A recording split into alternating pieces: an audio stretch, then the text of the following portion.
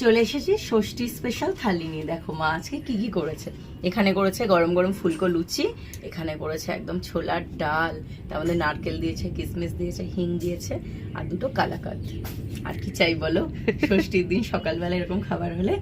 তো এই দুটো রেসিপি মানে এই দুটো কম্বো তোমরা চ্যানেলে পেয়ে যাবে একসাথে। দেখি লুচি সকলের ভালো লাগে, বাঙালির প্রিয় খাবার একদম। ছোলার ডালটা কেমন হয়েছে? আমি স্বর্গে বিরাজমান যখনই খাই এই কথাটা বলে। প্রত্যেকটা ডিশ যদি এত সুন্দর হয়, নারকেলটা খাই। নারকেলটা আবার ভেজে দিয়েছি তো বেশি স্বাদ হবে। দারুণ লাগছে, হেভি। একটু মিষ্টি খাই। ব্যাপক শেষ ব্যাপক পাতে মিষ্টি না হলে ভালো লাগে না। ব্যাপক।